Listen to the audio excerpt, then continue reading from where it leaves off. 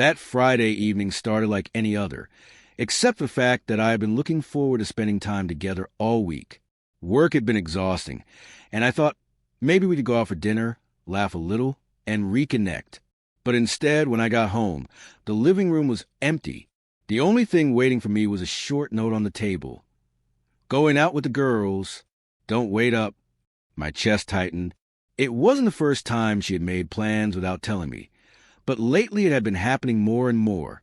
She'd been distant, less interested in talking, always glued to her phone, and finding excuses to avoid spending evenings with me. I called her phone, but she didn't answer.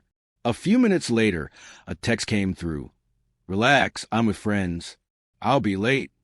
I stared at the screen, a mix of frustration and sadness building inside me. I wasn't a jealous type, but being left out repeatedly, especially without a simple conversation, made me feel invisible. Over the past few weeks, I'd noticed a pattern.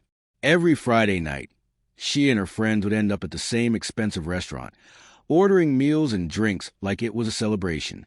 And every single time, it was my credit card footing the bill. That morning, I had seen the latest statement in her purse. The numbers weren't small, but it wasn't just about the money. It was about the principle. She seemed to enjoy the lifestyle my hard work provided, yet had no interest in sharing any of it with me. That stung more than the charges themselves. So, when she mentioned another girl's night coming up, I simply smiled and said, "Sure, have fun." I already knew what I was going to do. The plan was simple but sharp. The moment she sat down to order with her friends, she'd find out her precious little dinner wasn't going to be on me. That night, I watched her leave in her favorite dress, heels clicking confidently against the floor. I waited 10 minutes after she was gone, then opened my banking app and blocked her credit card. I could already imagine her face when the waiter came back and told her the payment didn't go through. She wanted independence from me on her terms. Well, I was about to give her a taste of what that really looked like. The rooftop bar was buzzing with laughter and clinking glasses when she arrived. The kind of place where everyone was dressed to impress, and the air smelled of expensive perfume and ambition. Her friends greeted her with hugs and cheers, already engrossed in stories and selfies for Instagram. I knew she thrived in this environment, surrounded by people who adored her looks and the lifestyle she flaunted, where status was currency and appearances were everything. She slid into the booth, flashing a smile that was just a little too practiced, the kind that said, "Look at me, I'm having the time of my life." The waiter approached and she confidently handed over the credit card, the one I had just canceled. The first sign that something was off came when he swiped the card and the machine refused to connect. A polite smile masked his confusion as he tried again, but the card was declined. She glanced at him, trying to stay composed, then swiped it one more time, hoping it was a glitch. Her friends noticed immediately, their conversation faltering as they exchanged quick glances. "Are you okay?" one whispered, suspicion creeping into her tone. She nodded, her fingers trembling slightly as she tried to insert the card again. The waiter returned with a sympathetic smile, but shook his head. "Sorry, ma'am, it's not going through." For the first time that night, the confident facade cracked. The friends exchanged awkward smiles, some whispering under their breath, while others gave her a look that said, "What's going on?" Her cheeks flushed a deep red, not just in the cold breeze of the rooftop, but from embarrassment of being publicly exposed. She excused herself to the restroom, leaving her friends to stare at empty seats and half-finished drinks. Behind closed doors, her phone buzzed, multiple missed calls, and a few texts from me, none of which she answered.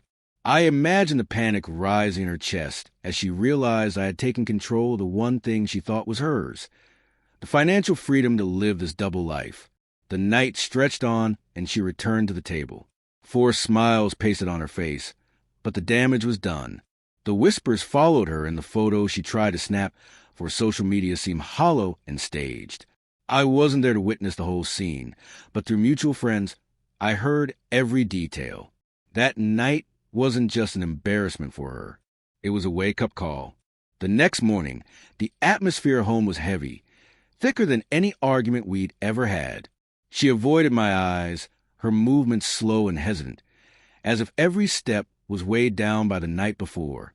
When I asked about the canceled card, she gave a tight smile and said, "I don't know what happened. Maybe a bank error." But I knew better. That night had cracked something open between us, and no amount of denial could patch it up. In the days that followed, I noticed subtle changes. She stopped going out as often. Her laughter was quieter, and she seemed distracted, caught in a web of guilt and frustration. We started talking again, but the conversations felt like walking on thin ice, careful, guarded, and easily broken.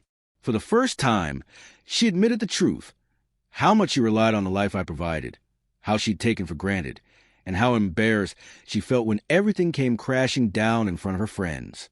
It wasn't about the money, at least not just the money. It was about respect and honesty. I told her that trust isn't built on expensive dinners or designer bags, but on being partners, sharing joys and struggles alike. She nodded, tears slipping down her cheeks, finally understanding the cost of the choices she'd made. That experience became a turning point. We both realized that the comfortable patterns we'd fallen into were slowly eroding the foundation of our relationship. We decided to rebuild, starting with small steps, honest conversations, shared responsibilities, and making time for each other again without distractions or secrets. I never told her that canceling the card was my way of testing how much she valued us beyond the surface. I wanted her to see that a relationship isn't a luxury item you flaunt to the world, but a commitment that needs nurturing, respect, and trust. That lesson came at a cost, but it was a cost worth paying if it meant saving what was real between us. Sometimes tough love is the only way to wake someone up from a dream built on illusions. And in that moment of embarrassment and honesty, we found a chance to heal and grow together.